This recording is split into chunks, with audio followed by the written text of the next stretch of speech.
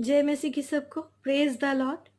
मैं सिस्टर पल्लवी आपके बीच आज what is your true calling, आपका बुलाहट क्या है, इस विषय में प्रचार करने वाली हूँ। और हम इस विषय को देखेंगे आज बाइबल के वचनों के अनुसार। तो आइए हम एक छोटी सी दुआ करते हैं। पवित्र प्रेमी पिता परमेश्वर, धन्यवाद पिता कि आपने मुझे ये मौका दिया कि पिता मैं आपके लोगों के लिए प्रार्थना कर सकूं। और पिता मैं इस समय प्रार्थना करते पिता, जो भी वचन आज बोया जाए पिता, वो बोने वाला मैं नहीं परंतु आपका आत्मा मेरे अंदर से बोए पिता, ताकि जो लोग इस वीडियो को देखे उन्हें अपनी जीवन का सच्ची बुलाहट को पता, उन लोग को चल सके। धन्यवाद यीशु पिता, ऐसा करने के लिए विनती प्रार्थना पवित्र पिता परमेश्वर यहोवा आपके प्रिय पुत्र हमारे प्रभु यीशु मसीह के नाम से मांगते हैं। आमीन आमीन आमीन। Hallelujah. Praise the Lord, praise the Lord. सभी को मेरे प्यारे ख्रिस्ट में भाई बहन, आज हम इस विषय को देखने जा रहे हैं कि हमारे जीवन का बुलाहट क्या है। और इस विषय में हम वचन से कुछ सीखेंगे। और पहला वचन जो हमने लिया है वो है रोमियो की पत्री, उसका 12 अध्याय 1 से लेके 2 पद तक। यहाँ पे कुछ इस तरीके से लिखा गया है, इसलिए हे भाइयों, मैं तुमसे परमेश्वर की दया स्मरण दिलाकर विनती करता हूँ कि अपने शरीर को जीवित और पवित्र और परमेश्वर को भावता हुआ बलिदान करके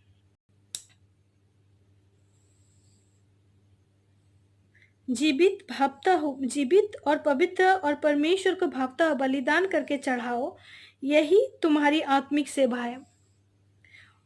क्या आपका आत्मिक सेवा है? आपका आत्मिक सेवा है पहले अपने आप को पवित्र करना। कैसे आप अपने आप को पवित्र कर सकते हैं परमेश्वर की उपस्थिति में प्रवेश करने के लिए? आप अपने आप को, अपने गुनाहों को मान ले प्रभु यीशु मसीह के सम्मुख और अपने पापों का अंगीकार करें। जब अपने आप पापों का आप अंगीकार करेंगे तो आप प्रभु यीशु मसीह के लहू को मांग लीजिए। प्रभु यीशु मसीह के लहू से अपने आप को धोने के लिए प्रभु से विनती करें। जब प्रभु आपको अपने लहू से धो देगा तो आप पवित्र ठहरे। और जब आप पवित्र ठहरे तो ऐसा कोई कार्य को मत करें जिससे आप पाप में गिरे, है ना। आप पाप में गिरे। आप अपने आप को पवित्र रखें, जीवित पवित्र परमेश्वर को भावता हो बलिदान, ऐसा बलिदान जो परमेश्वर प्रसन्न होता है। और हमारे परमेश्वर पवित्र परमेश्वर है, वो पाप से घृणा करता है। लेकिन जब आप पाप नहीं करेंगे, जब आप अपने आप को पवित्र करने की कोशिश करेंगे, पवित्र आत्मा से सहायता मांगेंगे, तो आप उस सहायता को प्राप्त करेंगे और अपने आप को आप पवित्र रख सकते हैं। और जब आप पवित्र रख सकते हैं तो आप अपने आप को परमेश्वर को सौंप दीजिए। जीवित भावता हुआ बलिदान मतलब आप अपने आप को परमेश्वर को सौंप दे रहे। बलिदान का अर्थ है आप अपने आप को त्यागते हैं, आप परमेश्वर को समर्पित कर देते हैं। आप अपने जीवन के ऊपर खुद नियंत्रण नहीं ले रहे हैं, परंतु आपका जीवन परमेश्वर पिता नियंत्रण में ले रहा है। और इसी विषय में आगे को हम देखते हैं। 2 पद में क्या लिखा गया है, यहाँ पर इस प्रकार लिखा गया है, इस संसार के सदृश ना बनो, परंतु तुम्हारे मन के नए हो जाने से तुम्हारा चाल चलन भी बदलता जाए, जिससे तुम परमेश्वर की भली और भावती और सिद्ध इच्छा अनुभव से मालूम करते रहो। क्या कहा गया है? इस संसार के सदृश ना बनो। देखिए मेरे प्यारे भाई और बहनों, शायद आप अब इस बात को नहीं जानते हैं, परंतु हम इस संसार के नहीं हैं। हमारा देश कहीं और है। हमारा देश सियोन देश है और हम इस पृथ्वी में कुछ क्षण भर के लिए है। और इसीलिए हमें इस संसार के सदृश नहीं बनना है। और हमारा पिता जो पवित्र है, हमें उसके जैसा बनना है। इस संसार के लिए हम सब, भले ही हम इस संसार में रहते हैं लेकिन हम इस संसार के लिए नहीं है। हम इस संसार में रहते हैं लेकिन हम परम पिता के कार्यों को करने के लिए यहाँ पे जन्मे हैं। और हमारे जीवन में कुछ कार्य को उन्होंने सौंपा है और हम उस कार्य को कैसे मालूम कर सकते हैं? हम उस कार्य को इस प्रकार मालूम कर सकते हैं, इस संसार के सदृश ना बनो, परंतु तुम्हारे मन के नए हो जाने से तुम्हारा चाल चलन भी बदलता जाए। मन का नया हो जाना, मन का नया हो जाना क्या है? इसके पहले कि आप मसीह में आते, आपने आपका जीवन को जांचिए, कैसा जीवन था आपका पहले, प्रभु यीशु मसीह से आने से पहले। पापमय जीवन था, आप नहीं जानते थे कि आप क्या कर रहे हैं। आप पाप करते जा रहे थे और शांति नहीं था आपके जीवन में, और आपका मन में कोई नयापन नहीं था, आप संसार के सदृश थे, सारथी थे। लेकिन जब हम प्रभु यीशु मसीह को ग्रहण करते हैं तो क्या होता है, हम उस पुराने पहलवाने को, उस पुराने कपड़े को हम त्याग देते हैं। और जब हम पुराने कपड़े को त्याग देते हैं, हम अपने पैरों को धो देते हैं, तो क्या होता है, हम नए बन जाते हैं। हमारा मन नया बन जाता है, हमारा सब कुछ नया बन जाता है। मन के नए हो जाना यानी हमारा दृष्टिकोण चेंज हो जाता है, हमारा रहन सहन चेंज हो जाता है। पहले जैसे हम नहीं रहते हैं, हमारा हर एक चीज़ बदलता जाता है, हमारा स्वभाव, हमारे चाल चलन, हमारी बातें। और यहाँ पर इसी बात को कहा गया है कि मन के नए हो जाने से, मन के नए हो जाने से तुम्हारा चाल चलन भी बदलता जाए, जिससे तुम परमेश्वर की भली और भांति और सिद्ध इच्छा अनुभव से मालूम करते रहो।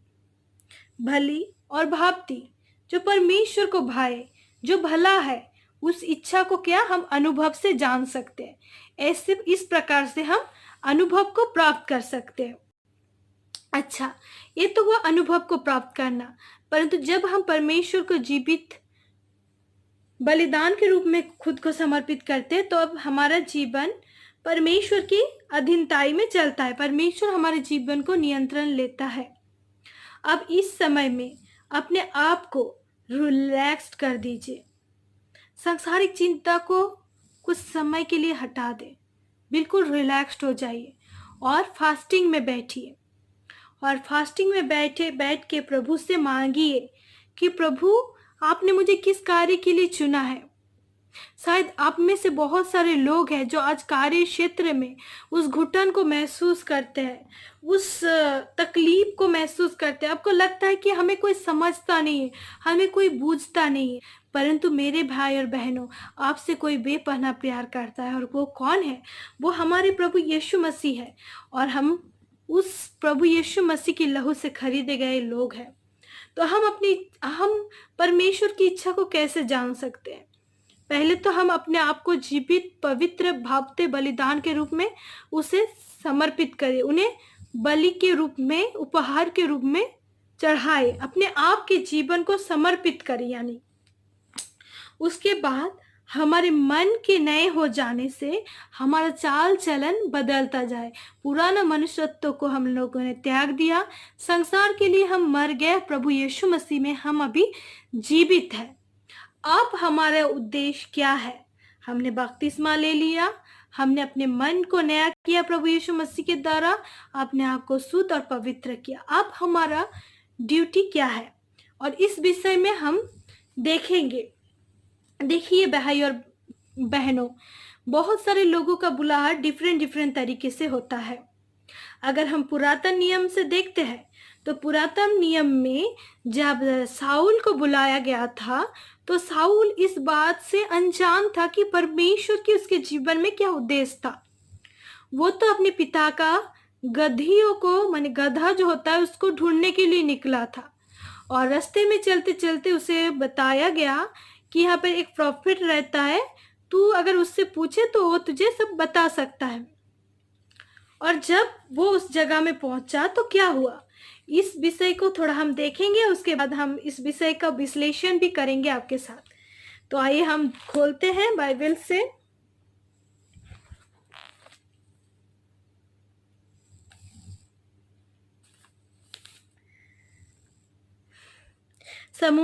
फर्स्ट समूएल उसका 9वां अध्याय 3 पद से लेके आगे तक हम देखते हैं। जब साउल के पिता कीश की गधिया खो गई, तब कीश ने अपने पुत्र साउल से कहा, एक सेवक को अपने साथ ले जा और गदहियों को ढूंढ ला। तब वह एफ्रेम के पहाड़ी देश और सिलास देश होता हुआ गया, परंतु उन्हें ना पाया। तब वे सलीम नामक देश भी होकर गए और वहां भी ना पाया। फिर बिन्यामीन के देश में गए, परंतु गदहिया ना मिली। जब वे सूप नामक देश में आए, तब साउल ने अपने साथ के सेवक के साथ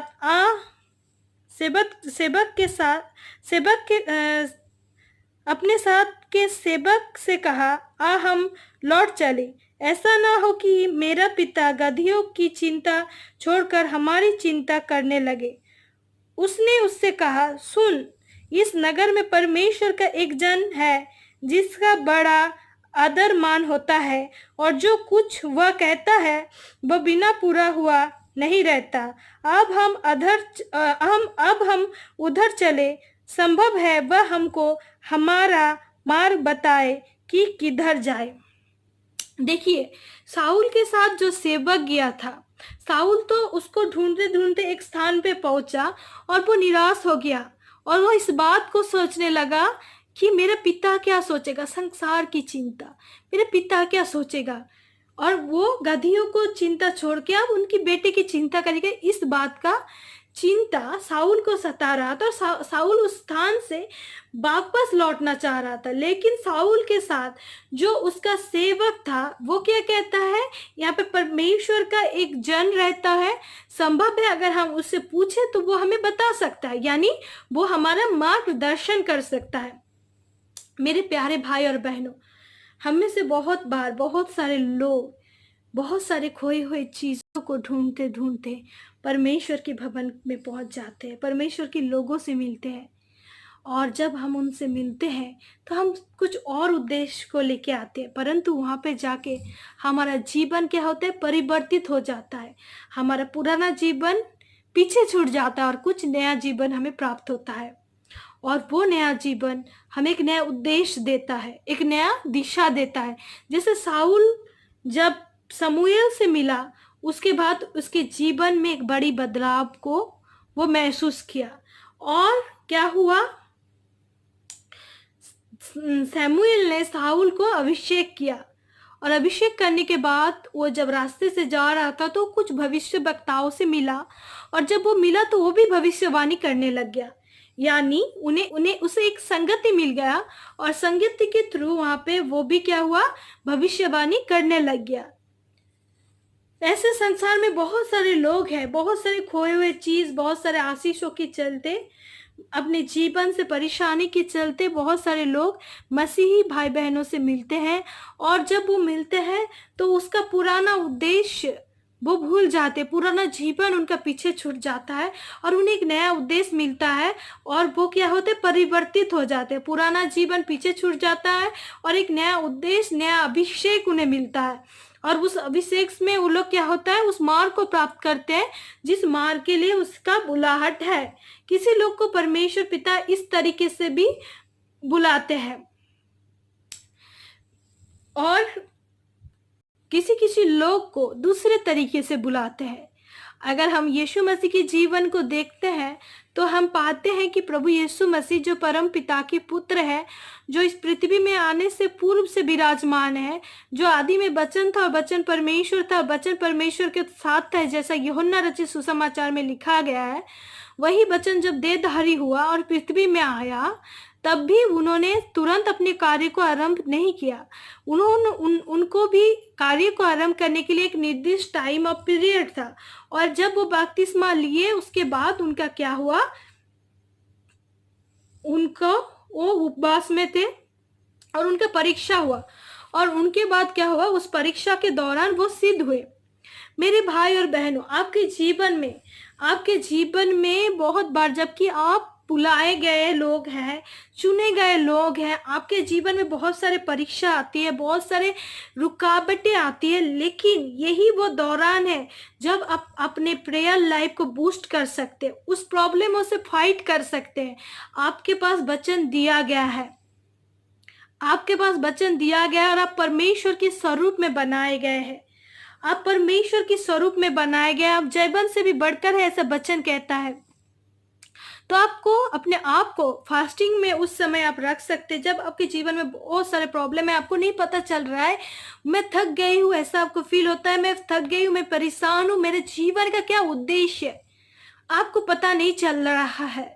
और इस समय आप अपने आप को रिलैक्स करें, खाली करें, अपने प्रॉब्लमों को प्रभु के सम्मुख रखिए और अपने आप को खाली करें और वचनों को ज्यादा से ज्यादा पढ़िए, उपवास में बैठिए और आप परमेश्वर के वचनों को ध्यान और मनन चिंतन करें। और उसी समय परम पिता से मांगी कि पिता मेरा उद्देश्य क्या है, मैं किस कार्य के लिए बुलाई गई हूँ। तब परम पिता आपको उस चीज को रिवील करेंगे। मैं पहले ये बात को अनजान थी कि मेरा जीवन में बुलाहट किया है और मैं बहुत साल ऐसे ही बिता दी। मैं एक बाय प्रोफेशन एक नर्स हूँ। मैंने 2016 में बपतिस्मा लिया है और उसके बाद मुझे नहीं पता था कि मेरे जीवन का उद्देश्य क्या है। परंतु जब मैं हॉस्टल में थी, मैं एक चीज को महसूस करती थी कि जो कोई भी लोग मेरे आस पड़ोस में रहते थे, मेरे जीवन के द्वारा उनके जीवन में कुछ प्रभाव हो रहा था और वे बहुत सारे दुष्ट आत्माओं के कार्य हो रहे थे। तो जो मैं प्रार्थना के द्वारा उनको छुड़ाती थी। तब भी मुझे अपने जीवन के उद्देश्य के बारे में कुछ भी पता नहीं था और इसी चलते चलते 2016 में मैंने बपतिस्मा लिया और बहुत साल मैंने ऐसे बिताए। और उसके बाद मेरे एक परिचय एक पास्टर जी से हुआ। लेकिन पास्टर जी से परिचय होने से पहले मैं एक चीज को दर्शन में सपने में देखती थी कि मैं समुन्द्र में नदियों में मछली पकड़ी, बहुत बड़ा बड़ा जाल को फेंक रही हूँ और बहुत सारा मछली को मैं इकट्ठा कर रही हूँ। लेकिन मैं तब भी इस बात को नहीं जानती थी और मैं इस बात से कंप्लीटली अनजान थी और मुझे बहुत टाइम ऐसा लगता था, मुझे घुटन सी होती थी। मैं अपने उद्देश्य को जानना चाहती थी। और जब मैं उस पास्टर जी से मिला तो पास्टर जी ने मुझे कहा, बहन जस्ट रिलैक्स हो जाइए, फास्टिंग में बैठिए और वचन का ज्यादा से ज्यादा प्रचार करें और आपको पता चल जाएगा। इस दौरान आप प्रभु से प्रार्थना करें कि आपका उद्देश्य क्या है, प्रभु आपको रिवील करेगा। और मेरे भाई और बहनों, जब मैं फास्टिंग में बैठी, मैं वचनों को ज्यादा से ज्यादा पढ़ रही थी, ज्यादा से ज्यादा प्रार्थना कर रही थी और बहुत सारे एक्सपीरियंस को मैंने उस समय फील किया। मैं एक समय वचन पढ़ते पढ़ते सो गए और मैं दर्शन में देख रही हूँ कि मुझे फोन आ रहा है और मैं रिसीव नहीं करना चाहती। मेरी दीदी बोल रहे तेरा फोन आ रहा है सपने में। तो मैंने जब रिसीव किया तो मैं देखती हूँ सपने में कि एमपी के एक ब्रदर थे और वो किसी कटेली तार वाली जगह के आसपास बैठे थे और वो उनका खाली मैं चेहरा नहीं देख पाई, उनका हाथ और पैर को देखा और वो ब्रदर कुछ इस प्रकार से बैठे थे, बहुत निराश थे। मैं मुझे इतना पता चल रहा था और ब्रदर मुझको कह रहे थे, बहन मैंने अपने आत्मा दुष्ट को दे दिया, अब मैं क्या करूं। तो मैंने उनको सुसमाचार सुनाया। मैंने बोला, देखिए ब्रदर, जब आप पापी थे तब आपके लिए यीशु मसीह क्रूस के ऊपर अपना लहू अपना प्राण को दे दिया। आपको वो, अगर आज आप अपने पाप को मान लेते हैं, अगर आज आप अपने पापों का अंगीकार करते तो प्रभु, आप भला प्रभु है और वो आपका पापों को क्षमा कर देगा। जब वो बादलों में से होके आएगा तो आपको भी साथ लेके जाएगा। जैसे मैंने अपना ये वचन को खत्म किया, मेरा सपना तुरंत टूट गया और मुझे पता चला कि मैं सपना में दर्शन देखा। और मैं इस बात को पास्टर जी से पूछा तो पास्टर जी ने बोला कि बहन आपके जीवन में तो एक बुलाहट है और वो बुलाहट को आपको सम्मुख रिवील किया। फिर भी मैं इस बात को और भी पक्के रीति से जानना चाहती थी और उस दौरान मैं अन्य भाषा में प्रार्थना कर रही थी और अन्य भाषा में प्रार्थना करते करते मुझे उस अन्य भाषा का विश्लेषण का भी वरदान मिल गया। और जब मुझे ये वरदान मिला, मैं ऐसे ही प्रार्थना कर रही थी, गीतों को गा रही थी, आत्मिक गीतों को, तो परमेश्वर पिता ने मुझसे कहा, बेटी मैंने तुझे चुना है सुसमाचार सुनाने के लिए। तू सारे जगत में सुसमाचार सुना। जब तेरा कार्य पूरा हो जाएगा तो मैं तुझे लेने के लिए आऊंगा। और इस बात को उन्होंने मेरे सम्मुख रिवील किया और उसके बाद वचन के द्वारा भी इस चीज को मेरे सम्मुख रिवील हुआ। मैं आपके साथ ये बात इसलिए शेयर कर रही हूँ कि हमारा परमेश्वर जो है वो चीज़ों को कंफर्म करता है। ऐसा नहीं कि कोई भी चीज़ आपको हवा में सुनाई दिया और उसके बाद आपको उस चीज़ का कंफर्मेशन नहीं मिला। जब समूएल को जीवन में बुलाया गया, परमेश्वर जब समूएल सो रहा था रात में, जब समूएल को बुलाया गया तो 3 बार उसको बुलाया गया, यानी परमेश्वर ने उनको कंफर्म किया। आपका जीवन का बुलाहट क्या है, परमपिता ये चीज को कंफर्म करते हैं, कंफर्म करते हैं किसी भी रीति से, सपने के दर्शन के द्वारा, बातें करने के द्वारा, वचन के अनुसार। तो मेरे भाई और बहनों, तो हमें इस चीज को जानना है और समझना है। और जब हम इस चीज को जान पाते हैं, समझ पाते हैं, तो हमें क्या करना है, उस चीज को फॉलो करना है। और इस चीज को फॉलो करते हुए अपने जीवन के उस उद्देश्य को हमें प्राप्त करना है।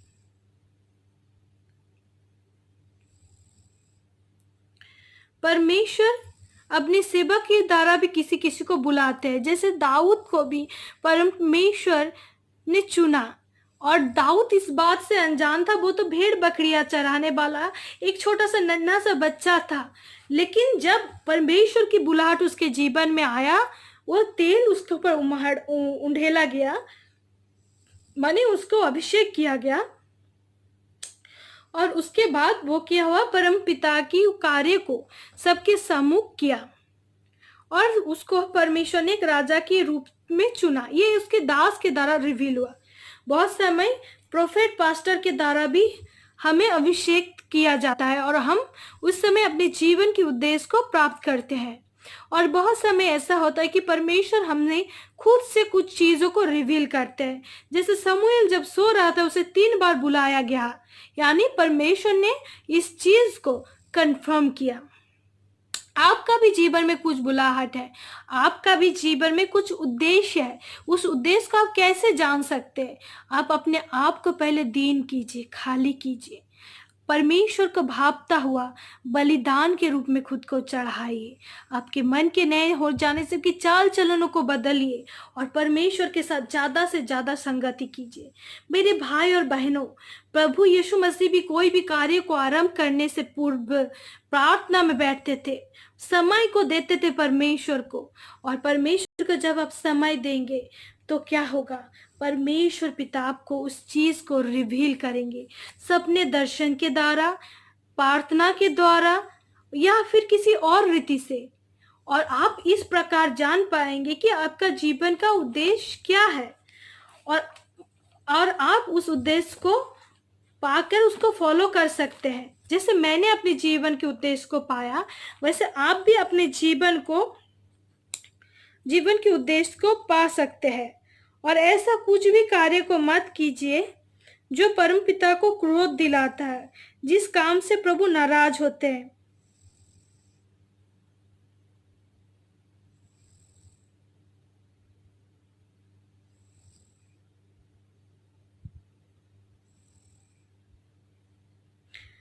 और इस बात को हम देखते हैं इफिसियों की पत्री, उसका पांचवें पद से देखते हैं, क्योंकि तुम ये जानते हो कि किसी व्यभिचार या अशुद्ध जन या लोभी मनुष्य की जो मूर्ति पूजा के बराबर है, मसीह और परमेश्वर के राज्य में मिरास नहीं। कोई तुम्हें व्यर्थ बातें से धोखा ना दे, क्योंकि इन ही कामों के कारण परमेश्वर का क्रोध आज्ञा ना मानने वालों पर भड़कता है। जो आज्ञा ना मानता है, पर पिता की इच्छा को ना मानता है, आज्ञाओं का उल्लंघन करता है, उनके ऊपर क्या होता है, परमपिता क्रोधित होते हैं। पवित्र आत्मा शोकित भी होता है इस सब कार्यों के लिए, और तब क्या होता है, क्रोध भड़कता है। इसलिए तुम उनके सहभागी ना हो, क्योंकि तुम तो पहले अंधकार थे, परंतु अब प्रभु में ज्योति हो। अतः ज्योति के संतान के समान चलो, क्योंकि ज्योति का फल सब प्रकार की भलाई और धार्मिकता और सत्य है। और यह परखो कि प्रभु को क्या भावता है। हमें हर बार इस चीज को परखना है कि परम पिता को क्या भावता है। क्या परम पिता मुझसे संतुष्ट है? क्या परम पिता मुझसे प्रसन्न है? और इस बात को हम कंफर्म अपने मन के द्वारा कर सकते हैं। मेरे प्यारे भाई और बहनों, ऐसा कोई भी कार्य को ना करने की कोशिश करें जो परम पिता को क्रोधित करता है। और आप अपने आप को खुद नहीं बदल सकते, आपको सहायक की जरूरत है। आपको एक सहायक की जरूरत है, तभी आप अपने आप को पवित्र रख सकते हैं। और ये सहायक के लिए आपको प्रार्थना करना है प्रभु से, क्योंकि प्रभु मुझे पवित्र आत्मा का सहायता दे, मुझे पवित्र जीवन जीने में, पवित्र आत्मा के स्वभाव पे परिवर्तित होने में मदद कर। तब क्या होगा, प्रभु यीशु मसीह आपको बदलेगा। और जब आप बदल जाएंगे तो आप प्रभु की, परमेश्वर की इच्छा को समझ के, आपके मन की नए हो जाने से उस उद्देश्य को भी आप समझ सकते हैं जिस उद्देश्य के लिए आपको बुलाया गया है, जो आपके जीवन में बुलाहट है। और हर एक चीज को प्रभु यीशु मसीह क्यों कहता है, मैं तुझसे सच सच कहता हूँ, हर एक बातों के पूर्व में प्रभु यीशु मसीह इस बात को कहते हैं, मैं तुमसे सच सच कहता हूँ। क्यों? क्योंकि प्रभु यीशु मसीह कंफर्म करते हैं आपके जीवन में जो बुलाहट है, वो प्रभु यीशु मसीह कंफर्म करेंगे मेरे प्यारे भाई और बहनों। और उस चीज को कंफर्म करने के दौरान आप जान पाएंगे कि आपके जीवन के उद्देश्य क्या है। लेकिन इस उद्देश्य को जानने से पूर्व अपने आप को आपको पवित्र करना है, दीन करना है। तभी क्या होगा, परमेश्वर पिता आपसे बात करेंगे, पवित्र आत्मा आपसे बात करेंगे, और क्या होगा, आप अपने जीवन के उस उद्देश्य को प्राप्त करेंगे।